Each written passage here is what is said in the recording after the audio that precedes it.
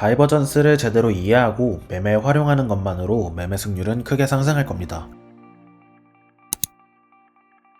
안녕하세요, 직장인 트레이더입니다. 오늘은 여러분들께 다이버전스에 대해 알려드리고자 합니다. 다이버전스는 트레이딩을 할 때 절대 모르면 안 되는 개념 중 하나이기 때문에 오늘 영상 집중해서 시청해 주시길 바랍니다. 현존하는 모든 지표는 가격과 거래량을 기반으로 만들어지는데요. 따라서 일반적으로 가격과 지표는 서로 비슷한 방향으로 움직이게 됩니다. 그러나 가격과 지표가 비슷한 움직임을 보이지 않을 때도 있는데 이를 다이버전스라고 합니다. 지표와 차트의 평균 가격 변화가 다르기 때문에 나타나는 현상이며 가격과 지표의 움직임에 괴리가 발생하고 있다는 건 앞으로 가격 방향성에 큰 변화가 발생할 가능성이 있다는 걸 예상할 수 있습니다. 따라서 다이버전스의 개념을 잘 숙지하고 계신다면 다른 여러 근거들과 결합하여 승률 높은 매매를 진행할 수 있을 겁니다.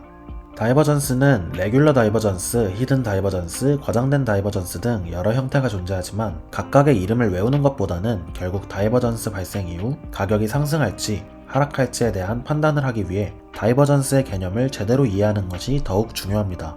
오늘 영상에서 사용할 지표는 RSI지만 MACD나 OVB를 포함한 모든 지표는 가격과 거래량을 기반으로 만들어지기 때문에 다이버전스를 적용할 수 있습니다. RSI는 일정 기간 동안의 가격이 전일 가격에 비해 상승한 변화량과 하락한 변화량의 평균값을 구해서 상승한 변화량이 크면 과매수로 하락한 변화량이 크면 과매도로 판단하는 지표입니다. 가격이 급상승을 할 때 RSI 또한 높게 올라갑니다. 이것을 컨버전스라고 부릅니다. 가격과 지표가 동일한 방향이에요. 반면 RSI와 가격이 비슷한 움직임을 보이지 않을 때도 있는데 이를 다이버전스라고 합니다. 앞서서 말씀드렸는데 지표와 차트의 평균 가격 변화가 다르기 때문에 나타나는 현상이며 다이버전스는 큰 시간 프레임에서 추세 반전 신호를 찾거나 낮은 프레임에서 스캘핑이나 스윙 등 포지션 진입 시점을 찾기 위해 사용합니다. 먼저 상승 다이버전스에 대해 알아보겠습니다. 상승 다이버전스가 발생하면 가격은 하락 추세에서 상승 추세로 반전될 가능성이 높습니다. 하락 추세에서의 가격 반전이기 때문에 상승 다이버전스에서는 가격과 지표의 저점을 확인합니다. 강한 상승 다이버전스부터 설명드리면 가격의 저점은 점점 낮아지지만 지표의 저점은 점점 상승하는 형태인데요. 보시면 가격의 저점은 낮아지는 반면 RSI, 즉 지표의 저점은 점점 상승하는 모습을 확인할 수 있습니다. 이는 가격이 하락하고 있지만 일정 기간 동안의 변화율이 점차 증가하고 있음을 의미하며 숏포지션을 가진 투자자들이 점점 줄어들고 있다라는 것을 의미합니다. 일반 상승 다이버전스의 경우 가격은 이중바닥 혹은 쌍바닥을 형성하지만 지표의 저점은 상승합니다. 보시면 거의 동일한 저점을 형성했죠. 이때 지표의 저점은 상승하는 모습을 확인할 수 있습니다. 즉 동일한 가격 수준에서 체결 강도가 상승하고 있다라는 것을 의미합니다. 약한 상승 다이버전스는 가격의 저점은 점점 하락하지만 지표의 저점은 동일한 수준을 유지하는 형태입니다. 이는 가격이 하락하더라도 체결 강도가 그대로 유지됨을 의미합니다. 마지막으로 히든 상승 다이버전스인데 기존 다이버전스와는 반대 방향으로 가격의 저점은 상승하는데 지표의 저점은 하락하는 경우입니다. 보시면 가격의 저점은 상승했는데 지표의 저점은 하락하는 모습을 확인할 수 있어요. 이는 체결 강도는 감소했지만 매수세가 올라가고 있음을 의미합니다. 다음으로 하락 다이버전스에 대해 알아보겠습니다. 하락 다이버전스가 발생하면 가격은 상승 추세에서 하락 추세로 반전될 가능성이 높습니다. 상승 추세에서의 가격 반전이기 때문에 상승 다이버전스와는 반대로 가격과 지표의 고점을 확인합니다. 하락 다이버전스는 기본적으로 상승 다이버전스와 정반대로 작동하기 때문에 사진 첨부를 별도로 하지 않겠습니다.